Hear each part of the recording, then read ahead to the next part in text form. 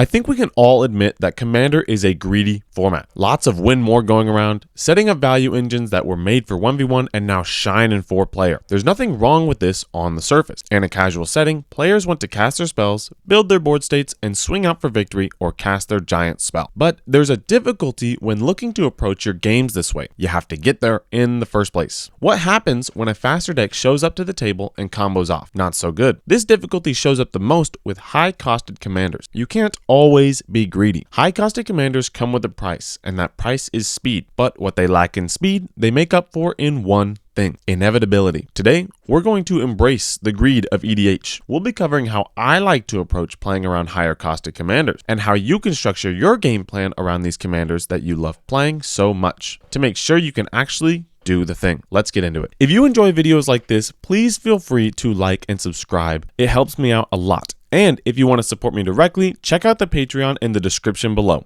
Thank you to my generous patrons that make these videos possible. As we take a look at how we should be playing our high-costed commanders, we need to remember that speed is not the priority. While yes, we want to ramp enough to actually play our commander, it's not a speed run to play it. High-cost commanders are typically easy build-arounds. They come with a pretty clear game plan, so while it's important to play them eventually, it's more important to get there safely over getting there quickly. This is why I recommend you have the commander be at the top of your mana curve. Play valuable, synergy-driven pieces early in the game. These pieces are meant to help us accumulate resources, ramp towards the late game, and shut down the board. Your biggest weakness is being targeted early, so we must run cheap, efficient removal to allow us to preserve our life total. Then, when we cast the commander, we complete the complex puzzle that we just assembled on the board. This approach can ensure that your deck truly is inevitable. I have 3 decks for you today that aim to capitalize on this ideology and provide an easy template that you can use in your own decks. So if these interest you, let's go check them out. The first deck I have for you is Alinda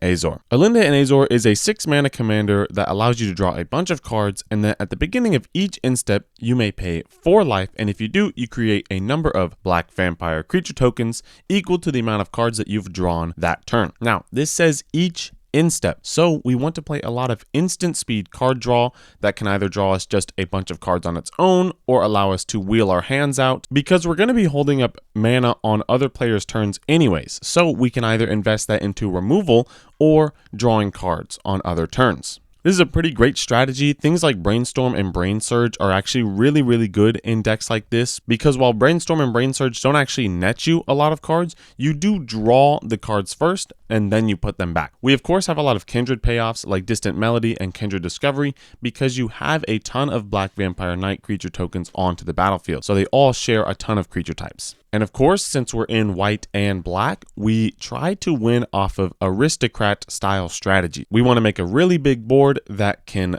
protect us from creature attacks, and then sack those creatures with a bit of those aristocrat creatures dying payoffs. This deck runs quite a bit of ramp, but honestly, you can probably dial back a little bit in terms of ramp in order to invest more into the life gain / aristocrat strategy that we're wanting to do. Because we dig so deep into our deck, we're going to be making a ton of tokens, and we're paying 4 life every single time we do this. So we want to have plenty of things that allow us to also gain life on top of that. So if you'd want, you can probably take out a couple of those ramp pieces for a bit more life gain in the deck, just so we're not getting super low as we get to the final game plan. Once it gets to the late game and Alinda is sufficiently protected through counter spells and removal, you're really able to just draw easily 10 to 20 cards a turn based on any card draw doublers or just a ton of mana into the X ability of Alinda's attack. You can then sack a lot of these creatures, which is going to help you draw even more cards. Overall, it's really just a great deck that gets a lot of value out of the game plan we're trying to get. Anytime you can invest in more card draw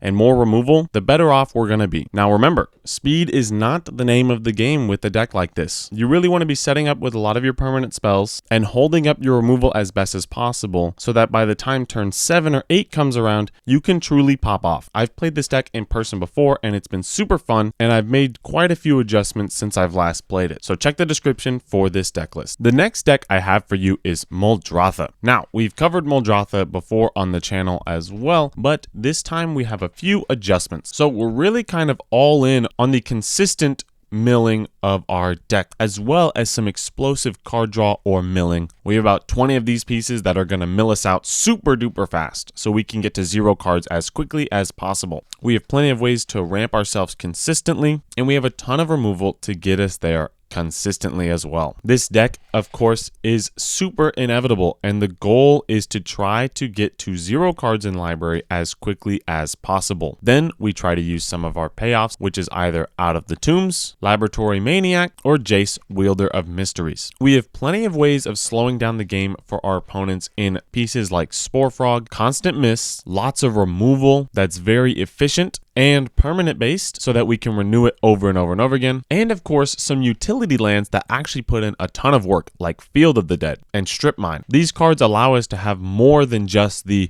graveyard game plan.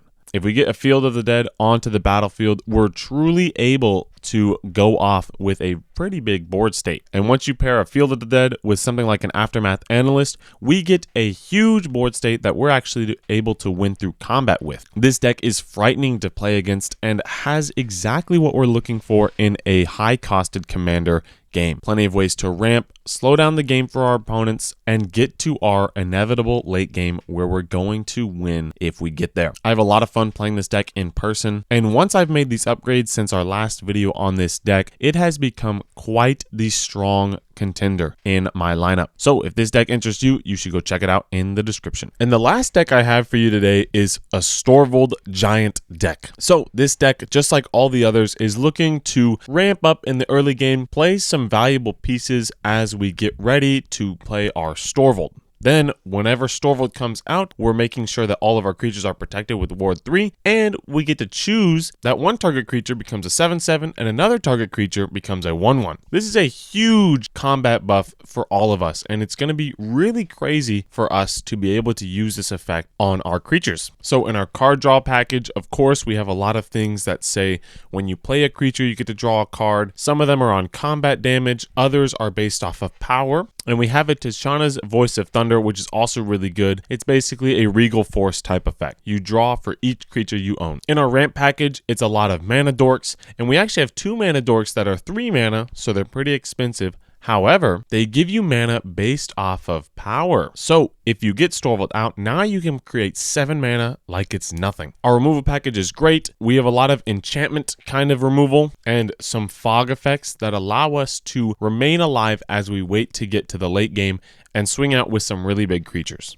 Then, of course, a ton of enchantment removal, a ton of artifact removal, and some spot removal here and there. In our unblockable section, all of these creatures have some sort of evasion or great keyword that allow them to be very useful when we actually start swinging. The most expensive creature we have here is Giggling Skitter Spike, which anytime it attacks, blocks, or becomes the target of a spell, it deals damage equal to its power to each opponent. So if you want to swing with this, you get to swing with a 7/7, then you get to deal 7 damage to each of your opponents, which is very, very valuable. Another great one is Strike Force. Just some really good keywords on a creature that can become 7/7. Exactly what we're looking for. Lastly, in the value section, we actually have a Meek Stone. Because these creatures only become 7/7s until end of turn, they will actually be able to untap, whereas all the other opponents are not going to be able to untap their creatures. And of course, we have Wild Beastmaster, Tyvar, and Cultivator of Blades, which are all creatures that allow us to buff our other creatures based off of their power. Just some really good effects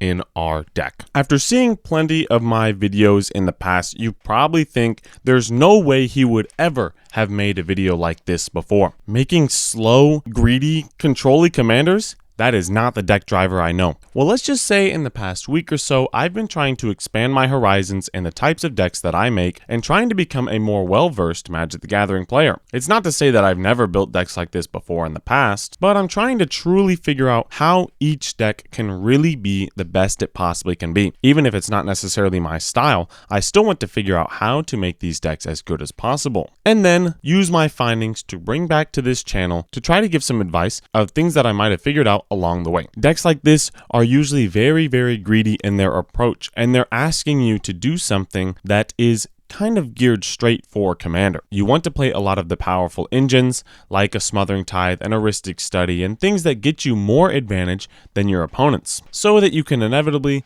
play your game plan, do some crazy stuff, and win the game. These decks are often built where they're not really doing anything. They're kind of trying to achieve a goal, but they're not really getting there as much as they might want to. And so I decided to use my kind of deck building philosophy to put my own spin on decks like this. How do I find a way to make these decks truly do something and truly have that inevitability? And surprise, surprise, it's by playing more vegetables. It's by playing a lot of that card draw, playing a lot of removal, and truly hunkering down for that late game strategy. If you're going to play for late game, you have to play for late game. You have to be able to stop opponents from stopping you or aggroing you out in the early game. Just remember, board wipes are only 4 mana. Things like this are the reason why you should spend a lot of time on decks that you're making. Make sure that every card really truly has a place in that deck, and make sure it's allowing you to further your game plan just a little bit more. And yes, removal and card draw are a part of that game plan, no matter what game plan you're playing. So make sure you have plenty of those as well. I'd like to take this time now to thank my generous patrons, George Vazanellis, Francis Wilson, and Red Toter. Thank you to you three for your continued generous support. If you guys have enjoyed this video, please feel free to like and subscribe and share it with a friend that loves playing 6 mana commanders. And comment down below what your favorite 6 mana or more commander is. Thank you guys so much for watching, and I'll see you guys next time.